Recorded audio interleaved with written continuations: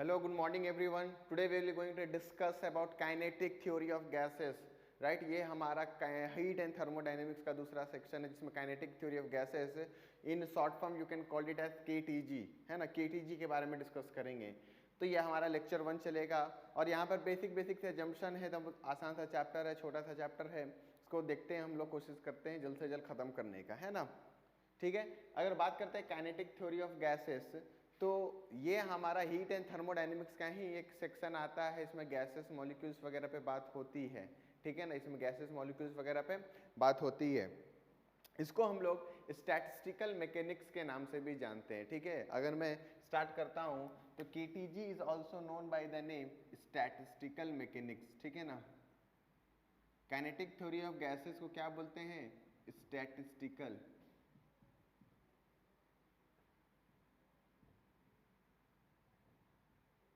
इसको statistical mechanics भी बोलते हैं। और अगर मैं फादर की बात करूं, इसको किसने इस चैप्टर को मतलब डिस्क्राइब किया या आइडिया दिया, जो स्टार्ट किया है, वो है बर्नौलीज। जी हाँ, वही बर्नौली जिसके बारे में हम लोगों ने बात करके रखा है फ्लूइड्स में। तो बर्नौली साहब ने ये बताया कि ये चैप्टर है एक काइनेटिक थ्योरी ऑफ गैसेस का, और उसको उन्होंने माउल्ड किया, एक चैप्टर के फॉर्म में डिस्कस किया, ठीक है ना। तो अगर मैं बात करता हूँ यहाँ पर किसने ये दिया आइडिया गिवन बाई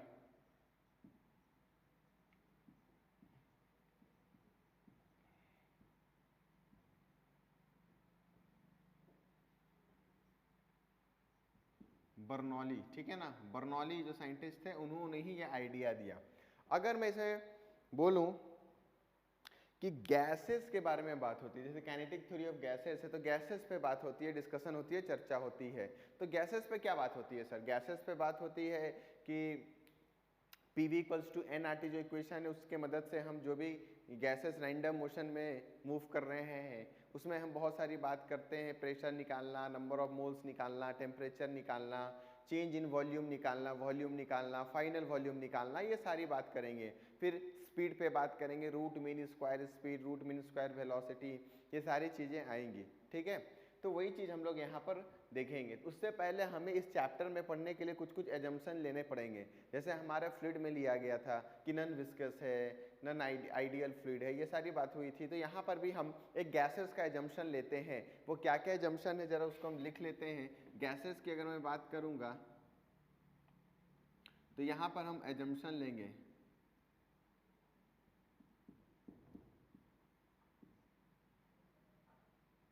ठीक है। कौन कौन से एजम्पशन होते हैं जरा डिस्कस कर लेते हैं। सबसे पहले अगर एजम्पशन की बात करें, ठीक है ना, सबसे पहले एजम्पशन की बात करें तो no intermolecular attraction is between the gas molecule. हमारे पास जो गैस मॉलिक्यूल उसके बीच में कोई आपस में कोई इंटरमॉलिक्यूलर अट्रैक्शन हम नहीं मानते हैं, ठीक है ना। तो no intermolecular attraction between the gas molecule, there is no any inter molecular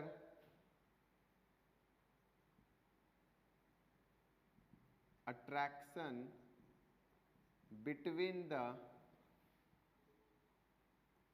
gas molecules. ये हम मान के चलते हैं, ठीक है।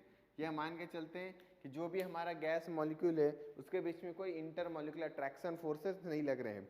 दूसरा अगर मैं बात करता हूँ, जो भी हमारा ये गैसेस है वो आइडियल नेचर का लेते हैं, ठीक है ना। जो भी हमारा ये गैसेस है वो बेसिकली कैसा लेते हैं? आइडियल नेचर का लेते हैं। तो हम बोलते हैं क्या कि जो भी हमारा वॉल्यूम है गैस का, जिस कंटेनर में उस गैस को रखा गया है, तो volume of an ideal gas should be equals to volume of the container. ये हमारा एक एजम्पशन है ये भी कि volume of the gas should be equals to volume of the container. दूसरी अगर मैं बात करता हूँ तो मैं क्या लिखूंगा? Volume of an ideal gas, volume of an ideal gas should be equals to volume of the container, volume of the container, जिस कंटेनर में भी रखे हैं, ठीक है ना। जो भी कंटेनर में हमारा रखा गया है उसमें यही बात होती है, volume of an ideal gas should be equals to volume of the container, ठीक है। लेकिन ये आइडियल गैस की बात होती है, लेकिन किसकी बात होती है? ये आइडियल गैस की बात होती है, ठीक है। ये देखो, ये आइडियल गैस। चलो, ये 0 टेम्परेचर केल्विन पे लेकिन वैलिड नहीं होता। अगर मैं इसकी बात करूंगा क्या ये 0 डिग्री टेम्परेचर के 0 केल्विन पर ये वैलिड है, तो आंसर है नहीं, ये 0 केल्विन पर वैलिड नहीं है, ठीक है ना, ये 0 केल्विन पर वैलिड नहीं होता है। This statement doesn't hold good at 0 kelvin, ठीक है, ये ध्यान में रखना है। This statement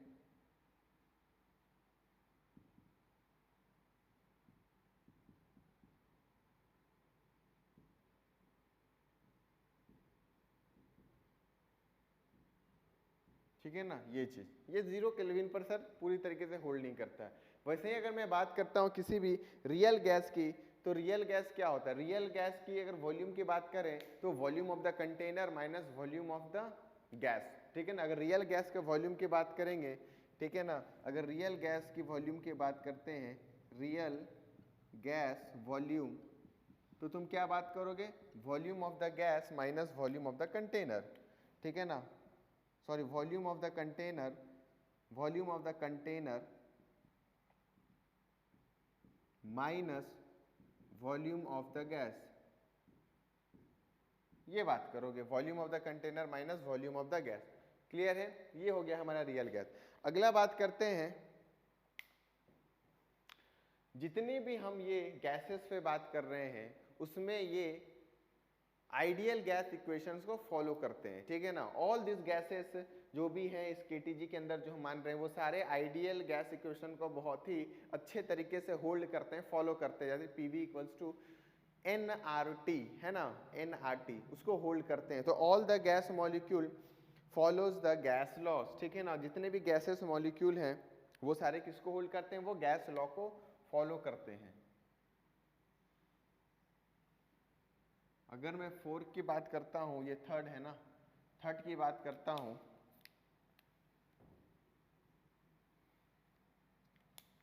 all gas molecule, all gases follows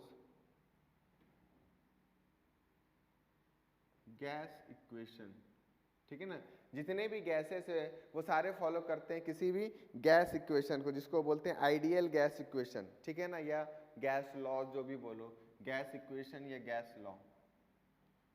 मतलब जो हमारे पास PV इक्वल्स टू nRT है इसको फॉलो करते हैं भाई, होल्ड करते हैं।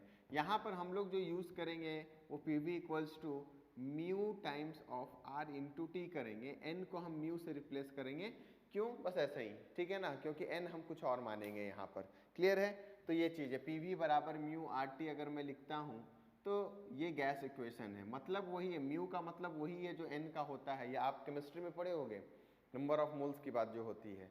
तो यहाँ पर हम लोग म्यू से लिखेंगे, लिखने का कारण है क्योंकि हम लोग फिजिक्स में n किसी और को सब्स्टिट्यूट कर देंगे, नहीं कोई और भी सिंबल यूज करेंगे, ठीक है, इसलिए लिख रहे हैं, और कोई बात नहीं है। दूसरा बात करते हैं, आइडियल जो है, जो गैसेस है हमारे, उसमें बेसिकली एनर्जी जब भी वो कोलाइड करते हैं या मूव करते हैं, कहीं से कहीं जाते हैं, तो वहाँ पे हम जो बात करते हैं वो ये बात करते हैं कि उनके पास सिर्फ काइनेटिक एनर्जी है, उनके पास क्या है, सिर्फ काइनेटिक एनर्जी है, उनके पास कोई भी एज सच पोटेंशियल एनर्जी नहीं है, ये हम मानते हैं। ऐसा क्यों मानते हैं, ऐसा मानने का कारण है क्योंकि जो मासेस है गैसेस मॉलिक्यूल्स का वो हाईली नेग्लिजिबल है, बहुत ही छोटे मासेस हैं वो, तभी तो हम ये लिख पाते हैं volume of the container should be equals to volume of the gas, जितना है वो लिख दिए। तो वो जो मासेस है वो बहुत छोटे हैं, इसलिए वो हम लिख सकते हैं क्या, कि जो भी एनर्जी पोजेस्ड होता है किसी भी गैस मॉलिक्यूल के, वो किस फॉर्म में होता है, वो सर काइनेटिक एनर्जी के फॉर्म में होता है, पोटेंशियल एनर्जी एज सच कोई रोल प्ले नहीं करता है। बोलो क्लियर है कि नहीं है। तो चौथा अगर मैं लिखना चाहूँ, जो कि एजम्पशन हमारा रहता है कि energy should be deal only in kinetic form, तो मॉलिक्यूल्स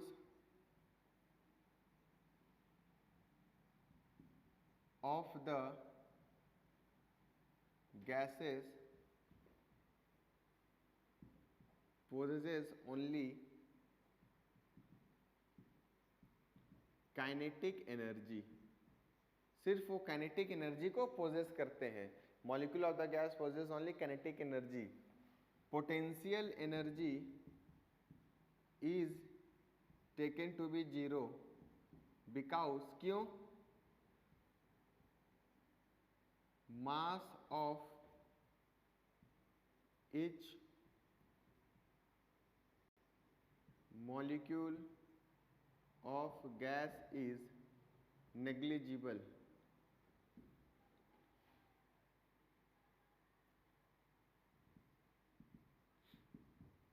नेग्लिजिबल, ये लो, मास ऑफ द इस गैस मॉलिक्यूल इज नेग्लिजिबल, ये चौथा। तो सिर्फ काइनेटिक एनर्जी होगी, पोटेंशियल एनर्जी नहीं होगा। बात क्लियर है? तो ये चार एजम्पशन हमने देख लिए। Ideal gases can not be liquefied and solidified. Ideal gas जो है वो कैन नॉट बी लिक्विफाइड या सॉलिडिफाई होगा। जो गैसेस है, ये जो आइडियल गैस का कंडीशन लिख रहे हैं हम लोग, एजम्पशन लिख रहे हैं, ये सारे गैसेस जो होंगे आइडियल गैस के, तो वो कैन नॉट बी लिक्विफाइड हो सकते हैं, ना ही सॉलिडिफाइड हो सकते हैं। ठीक है, ideal gases can not be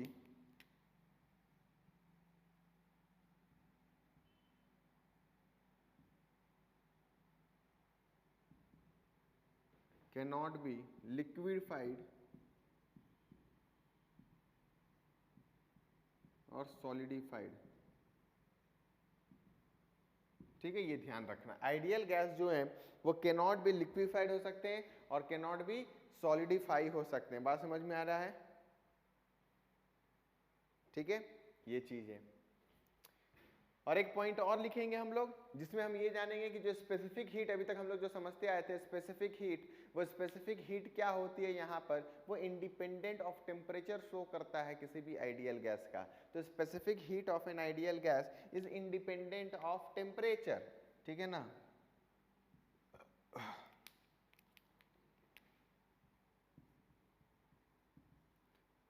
specific heat of any gas is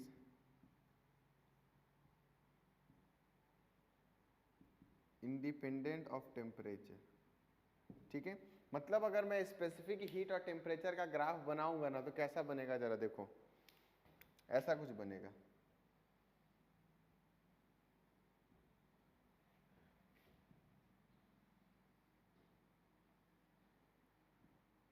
ये है टेम्परेचर, ये है टेम्परेचर, ये है स्पेसिफिक हीट और ये है स्पेसिफिक हीट। तो स्पेसिफिक हीट वर्सेस टेम्परेचर के एक्सिस में अगर मैं बात करूं, तो क्या बात करूंगा भाई, इसमें आइडियल गैस के लिए ये सीधा चलेगा, कुछ चेंजेस नहीं आएंगे। ठीक है, और इसके लिए सर हमारा पैराबोलिक पाथ टाइप की चीज ऐसा दिखता है। तो ये है आइडियल गैस और वो है क्या, रियल गैस। क्लियर है? लिख लो जल्दी, इसको लिख लो। ये आइडियल गैस है, ये आइडियल गैस है, और ये हमारा क्या है, रियल गैस है। बात समझ में आ रही है? ये रियल गैस के लिए है, वो आइडियल गैस और वो रियल गैस। चलो ठीक है, तो ये है कुछ हमारे पास पॉइंट्स। क्लियर है? इसको कॉपी कर लो जल्दी।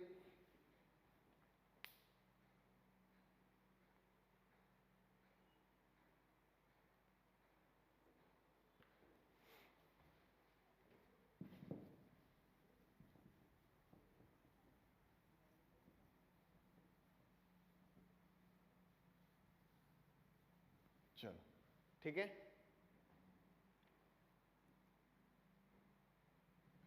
अगला जो पॉइंट है ना, वो पॉइंट क्या है, देखो 7th नंबर अगर मैं बात करता हूं, तो जितनी भी आइडियल गैसेस हैं, जितने भी आइडियल गैसेस हैं, they can be behaved like as real gases, है ना। All the ideal gases can be behaved like ideal gas. जितने भी आइडियल गैस हैं वो रियल गैस की तरह बिहेव कर सकते हैं। All the ideal gases can be behave at real gas at high temperature and low pressure. जब वो टेम्परेचर बहुत ज़्यादा हो जाएगा और प्रेशर कितना हो जाएगा भाई, बहुत कम, तब वो आइडियल गैस किस में कन्वर्ट हो जाएंगे, हमारे रियल गैसेस में कन्वर्ट हो जाते हैं। तो अगर मैं यहाँ पे पॉइंट लिखना चाहूँ 7th नंबर, तो लिख दो क्या, all ideal gases, all ideal gases can be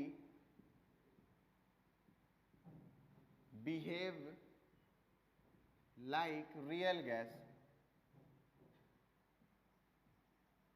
real gas किस कंडीशन में, at higher temperature, at higher temperature and lower pressure, and lower pressure. तो देख रहे हो ना ये सब क्या है, ये सब अभी तो थ्योरी चल रही है और तो कुछ है नहीं, ये सब याद रखना है, ठीक है। जल्दी जल्दी लिखते जाना। और ideal gases can be behave like real gases, ideal gas जितने भी वो रियल गैस की तरह बिहेव करते हैं, हाई टेम्परेचर लो प्रेशर, ठीक है ना, high temperature and low pressure, higher temperature and lower pressure, ठीक है, कॉपी कर लो। तो जितनी भी हमारी वेलोसिटीज होती है ये आइडियल गैसेस की, जो भी हम आइडियल गैसेस की बात करें, चाहे हम इस जगह पे बात करते हैं आइडियल गैस, ठीक है, चाहे हम यहाँ पे लिखे हैं आइडियल गैस, या इस जगह पे बात हो रही है सर आइडियल गैस, तो ये आइडियल गैस जब भी किसी भी कंटेनर में मूव कर रहे होते हैं, जिस कंटेनर में मूव कर रहे हो, तो उसकी जो वेलोसिटी होती है वो 10⁵ मीटर पर सेकेंड लेके चलते हैं।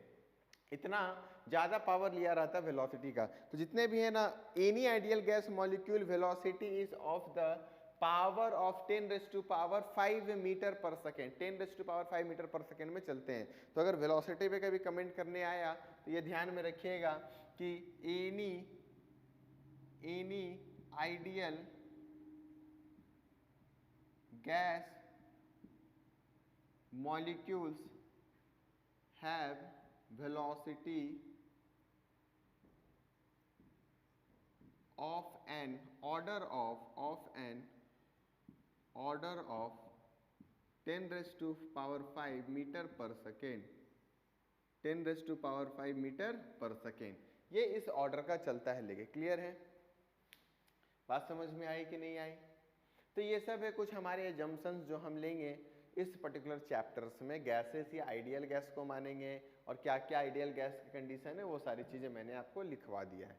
क्लियर है?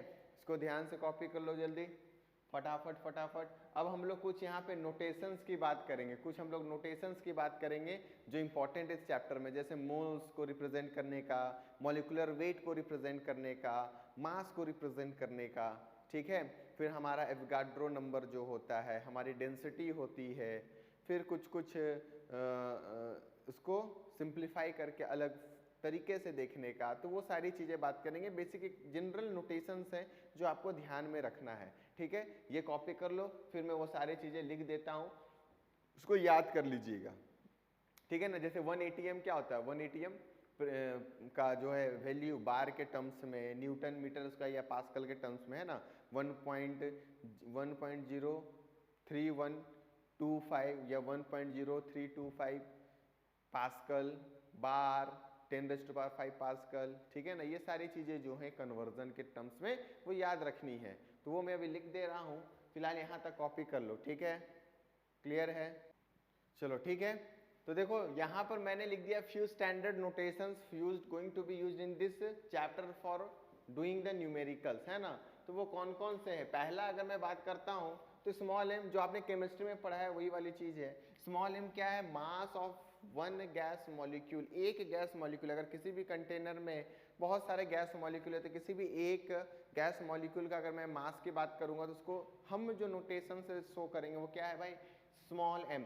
फिर अगर मैं कैपिटल एन बात करता हूँ तो total gas molecule capital N, ठीक है ना। गैस मॉलिक्यूल जितने सारे हैं उसमें जो मासेस कंटेंट करेंगे तो नंबर ऑफ गैस मॉलिक्यूल कितना है? टोटल एन है। और कैपिटल एम क्या है? मास ऑफ द गैसेस और मोलर मास, ठीक है ना। मोलर मास मतलब total mass in a specified container. किसी भी कंटेनर में बहुत सारे गैसेस हैं तो उसमें टोटल मास कितना है? इसको लिखने का तरीका ऐसे भी लिख सकते हो कि जो सर कैपिटल एम है हमारा वो है मोलर मास, है ना, या मास ऑफ द गैस। तो mass of one gas molecule small m into total number of gas molecule capital N. ये लो भाई, total number of gas molecule. तो ये हो गया, ऐसे भी लिख सकते हो, ठीक है। अगला क्या है हमारे पास? एवोगाड्रो नंबर भाई। एवोगाड्रो नंबर एन नॉट या एन ए, एन नॉट या एन ए, इन दोनों में से किसी से भी हम इसको क्या करते हैं? रिप्रेजेंट करते हैं, एन नॉट या एन ए। और 6.023 × 10⁻23 मोल्स में आपने पढ़ा है ये सब केमिस्ट्री में। अगली बात करते हैं एम डब्ल्यू, मॉलिक्यूलर वेट, है ना। मॉलिक्यूलर वेट और मास ऑफ वन मोल, एक मोल का मास, ठीक है। मास ऑफ मॉलिक्यूलर वेट या मास ऑफ 1 मोल। इसको लिखने का क्या तरीका है, mw को देखो तो ऐसा लिख सकते हैं मास ऑफ 1 मोल, तो मास ऑफ 1 गैस मॉलिक्यूल, ठीक है, इनटू नंबर ऑफ मोल्स कर दो, ठीक है। तो इसको ऐसा लिख सकते हैं, जरा देखो तो mw को ऐसे भी लिख सकते हैं सर, क्या लिख सकते हैं, mw को लिखने का तरीका है मॉलिक्यूलर वेट और मास ऑफ 1 मोल, तो मास ऑफ 1 मोल कितना है, small m into N naught कर दो, small m into N naught कर दो, तो mw आ जाएगा। क्लियर है, mw कैसे भी लिख सकते हैं, small m into N not.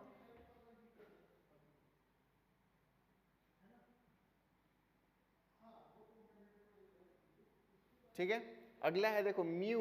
अब देखो molar amount of gas, mu इसको क्या बोलते हैं, मोलर अमाउंट ऑफ गैस, जो हम लोग n बोलते थे ना, PV equals to nRT, n के जगह हम यूज कर रहे हैं क्या, म्यू। बात समझ में आ रही है, mu is basically the molar amount of a gas, mu is basically the molar amount of gas, मतलब mw मॉलिक्यूलर वेट और मास ऑफ द गैस, म्यू क्या है, given mass by total mass वाली बात। तो म्यू को ऐसे भी लिखा जा सकता है, अगर मैं सिंबल में यहाँ पे लिखना चाहूँ तो mu equals to mass of the gas capital M divided by molecular weight mw, ऐसे भी लिख सकते हैं। बात समझ में आ रही है, म्यू को हम ऐसे भी लिख सकते हैं capital M divided bye mw। अब जरा और इसको अच्छे से लिखना है तो सर कैपिटल M की वैल्यू इतनी है, स्मॉल mw की वैल्यू इतनी है, आप उसको यूज कर सकते हो उसमें म्यू में। बात समझ में आ रही है कि नहीं आ रही है, ठीक है, इसको यूज कर लो। देखो यहां से और क्या लिख देंगे सर, म्यू को कैपिटल M की वैल्यू कितनी है, कैपिटल M की वैल्यू है small m into capital N divided by mw की वैल्यू है small m into N naught, तो m कट गया, तो ये basically n by N naught भी आएगा, given moles by total number of moles, given moles by total number of moles. बात clear है कि नहीं है, ठीक है, समझ में आ रहा है, n बाई एन नॉट, ठीक है। F क्या है, गैस डेंसिटी, F क्या है, गैस डेंसिटी, गैस डेंसिटी क्या होता है, मास अपॉन वॉल्यूम, F क्या है हमारा, गैस डेंसिटी है। तो यहां से मैं लिख सकता हूं F बराबर capital M divided by V, volume, V is हमारा वॉल्यूम, V इज हमारा वॉल्यूम, ये क्या है, ये वॉल्यूम है, तो गैस का डेंसिटी। तो M को क्या लिख सकते हो, कैपिटल M को small m into N, small m into N लिख सकते हैं सर, और ये हो गया volume, small m into N लिख सकते हैं और ये हो गया वॉल्यूम। फिर स्मॉल m इंटू एन, ठीक है, तो ये हो गया हमारा क्या, गैस की डेंसिटी F। और एक चीज है small n sir, molecular density, molecular density, ठीक है, यहाँ पर एक और हम डेंसिटी की बात करें तो वो है मॉलिक्यूलर डेंसिटी, ठीक है ना, ध्यान में रखिएगा मॉलिक्यूलर डेंसिटी, मॉलिक्यूलर डेंसिटी, तो मॉलिक्यूलर डेंसिटी को हम स्मॉल n से लिखेंगे, ठीक है ना, मॉलिक्यूलर डेंसिटी को हम स्मॉल n से लिखेंगे, और वो होता है कितना, वो बेसिकली हो जाता है हमारा m बाई v, या हम इसको लिख सकते हैं सिंपली n बाई v, ठीक है ना, molecular density is n by v, ये ध्यान में रखिएगा, ठीक है, मॉलिक्यूलर डेंसिटी। इसीलिए हम यहाँ पर म्यू को लाते हैं जो हम लिखेंगे, क्लियर है, यहाँ पर n हमारा बन गया क्या, मॉलिक्यूलर डेंसिटी। और एक टर्म में k बराबर बोल्ट्जमैन कांस्टेंट एक आएगा, मतलब Boltzmann constant is r by N naught, r हमारा क्या है, गैस कांस्टेंट है, और इस r की वैल्यू कितनी होगी, ये इस बोल्ट्जमैन कांस्टेंट की वैल्यू कितनी होगी, k की, तो k की जो वैल्यू होगी, k की वैल्यू कितनी होगी, k की वैल्यू होगी 1.38 इंटू 10 की पावर 23 होगी। हाँ समझ में आ रही है, 1.28 इंटू 10 का पावर -23 होगा, ये k की वैल्यू, ये बोल्ट्जमैन कांस्टेंट की वैल्यू है, ठीक है, ये बात समझ में आती है। बोल्ट्जमैन कांस्टेंट का यूनिट क्या हो जाएगा, जूल पर केल्विन लिख दो, जूल पर केल्विन, क्लियर है। तो ये है सारे नोटेशंस जो फॉर्मूले में यूज होंगे। तो यहाँ पर जो है हमारा जो फॉर्मूला है रियल गैस इक्वेशन PV बराबर nRT, उसमें हम जो यूज करेंगे वो क्या करेंगे, PV बराबर जो आप n into R into T जानते हो, हमारे लिए ये बन जाएगा पीवी बराबर म्यू आर टी, ये ध्यान में रखिएगा, पीवी बराबर म्यू आर टी, पीवी बराबर mu times R into T हो जाएगा। चलो ठीक है, यूनिट कन्वर्जन की बात करें तो 1 ATM का थोड़ा कन्वर्जन जानना चाहिए हमें। 1 ATM को अगर मैं लिखता हूं तो जरा बताओ मैं क्या क्या लिखूंगा। कन्वर्जन की बात करता हूं तो 1 ATM जो होता है वो कितना होता है 1.0325 बार। ये देखो 1.0325 बार होता है हमारा कितना, या 1.01 लिख दो 325 बार, 1.01325 बार होता है 1 ATM बार के टर्म्स में। वैसे ही हम पास्कल के टर्म्स में लिख सकते हैं, 10⁵ से इंटू कर दो। तो 1 ATM अगर मैं लिखूंगा यहाँ पर 1 ATM तो 1.01325 इंटू 10⁵ पास्कल, ऐसा लिख सकते हैं। बात समझ में आ रही है? 1.0 पास्कल, 1.01325 × 10⁵ पास्कल। फिर इसको हम मरकरी के टर्म्स में भी लिख सकते हैं, मरकरी के टर्म्स में लिख, मरकरी के टर्म्स में क्या लिख सकते हैं 1 ATM बराबर 760 mmHg। हम ये लिक्विड में भी जाने हैं, सॉरी फ्लूइड में भी 760 सेंटीमीटर ऑफ Hg। मरकरी में जब 76 सेंटीमीटर राइज करेगा तो हमारा क्या देता है वो हमारा 1 ATM प्रेशर के बराबर होता है। बात क्लियर है? चलो ये सारे फॉर्मूले हैं जो आपको ध्यान में रहने चाहिए, ठीक है, ये सारे फॉर्मूले आपको ध्यान में रहने चाहिए। इसको कॉपी कर लो फटाफट फटाफट। यहाँ पे बस वो ध्यान देना है n हमारा म्यू बना हुआ है, n हमारा म्यू बना हुआ है। चलो एक और बात ध्यान दो थोड़ा, मान लो कभी कभी आपको दिया हुआ है कि x mm ऑफ Hg है, ठीक है ना, मान लो आपको दिया गया है 32 mm of Hg, 32 mm of Hg ये दिया गया है। अब ये 32 mm ऑफ Hg को बोला गया है पास्कल में लिखो। 32 mm of Hg is how much pascal, how much pascal, ये कितना पास्कल होगा 32 mm ऑफ Hg। तो इसको कन्वर्ट करने का सिंपल सा तरीका क्या है ना 136, ठीक है ना, 136 से आप इंटू कर दो। तो अगर मैं बोलता हूँ किसी में कि x mm ऑफ Hg है हमारे पास, x mm ऑफ मरकरी है हमारे पास, तो इसके करस्पॉन्डिंग हमारे पास जो पास्कल होगा वो होगा 136 into x, 136 into X pascal या न्यूटन पर मीटर स्क्वायर, ये होगा, ये कन्वर्जन होगा 136 इंटू एक्स, 136 इंटू एक्स, ये ध्यान में रखिएगा। ये एक सिंपल सा कन्वर्जन है जो आपको ध्यान में रखना है।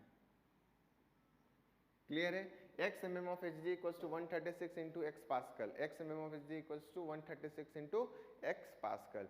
वॉल्यूम की बात करते हैं तो वॉल्यूम तो आपको पता है लीटर में होगा। वॉल्यूम क्या होगा हमारा, volume is in litre, volume is in litre, ठीक है ना, वॉल्यूम इज इन लीटर। वैसे ही decimetre cube, centimetre cube and millimetre cube, decimetre cube, centimetre cube and millimetre cube, ये सारे हमारे क्या है वॉल्यूम के यूनिट्स हैं। ये आपको मैंने बताया है, बात समझ में आ रही है? हम लोगों ने इस पे बात करके रखी है, डेसीमीटर, सेंटीमीटर और मिलीमीटर। क्लियर है? तो अगर 1 लीटर लिखना है और मान लो मीटर क्यूब है, ठीक है ना, मीटर क्यूब है, तो डेसीमीटर, सेंटीमीटर, मिलीमीटर और मीटर क्यूब, तो 1 litre is basically equals to 10⁻³ metre cube. 1 litre equals to 10⁻³ metre cube, ठीक है ना। 1 लीटर बेसिकली किसके बराबर है 10⁻³ मीटर क्यूब या 10⁻³ सेंटीमीटर क्यूब, या इसी को लिख सकते हैं 1 litre should be equals to 10⁻³ centimetre cube, ठीक है। 1 litre should be equals to 10⁻³ centimetre cube या 1 litre equals to 10⁻³ metre cube, ये ध्यान में रखना है, ठीक है। इसको कॉपी कर लो जल्दी सब।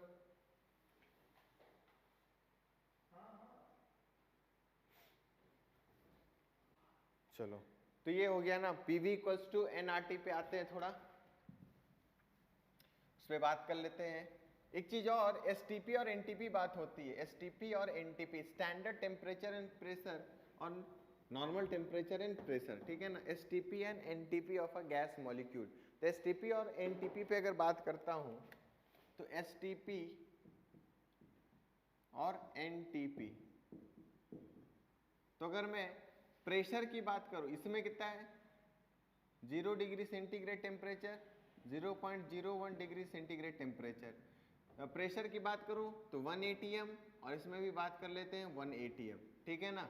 STP and NTP, STP and NTP, ठीक है। तो ये हो जाता है, ये इसमें चला जाएगा तुम्हारा 0.01 स्टैंडर्ड, 0.01 डिग्री सेंटीग्रेड, और ये 0 डिग्री सेंटीग्रेड NTP, और ATM प्रेशर सेम रहता है, ठीक है। ये तो ये बेसिक सा है, मतलब हम लोग मान सकते हैं कि दोनों चीज आपस में बहुत कम क्लोज है, ऐसा नहीं है कि बहुत ज्यादा डिफरेंस है। एक में टेम्परेचर 0.01 डिग्री सेंटीग्रेड है, स्टैंडर्ड टेम्परेचर एंड प्रेशर में 0.01 डिग्री सेंटीग्रेड, और नॉर्मल टेम्परेचर एंड प्रेशर में वो कितना है, वो है हमारा 0 डिग्री सेंटीग्रेड। और प्रेशर की जहां तक बात करें तो इसमें भी 1 atm और 1 atm, तो STP और NTP में ये थोड़ा सा फर्क आता है, ठीक है, समझ में आ रहा है। अगर और बात करते हैं सर रियल गैस इक्वेशन की, जो है हमारे पास PV बराबर nRT, ठीक है, आइडियल गैस इक्वेशन जिसको बोलो रियल गैस इक्वेशन, PV बराबर म्यू RT। म्यू किस लिए आपको पता है, हमने n कुछ और मान के रखा है, n हमारा वो मोल्स नहीं जो फिजिक्स में आप मानते हो, n हमारा n/v है, ये मॉलिक्यूलर डेंसिटी मान के रखा है, और म्यू मान के रखा है इसको, ठीक है। तो PV बराबर म्यू RT, PV बराबर म्यू RT, ये ध्यान में रखना है। ये है इक्वेशन हमारा उस गैस का जिसको बोलते हैं क्या, आइडियल गैस इक्वेशन, जिसको बोलते हैं ideal gas equation, ideal gas equation इसी को बोलते हैं, ठीक है। PV बराबर म्यू टाइम्स RT, ठीक है। तो आज यहीं तक रखते हैं, हम लोग नेक्स्ट क्लास में मूव फॉरवर्ड कर जाएंगे इसमें, और क्वेश्चंस वगैरह डील कर लेंगे, ठीक है ना। यहाँ तक आप बस याद रखिएगा सारे नोटेशंस और फॉर्मूले, क्योंकि नोटेशंस याद रहेंगे तभी आप उसको अप्लाई कर पाइएगा क्वेश्चंस के अकॉर्डिंग।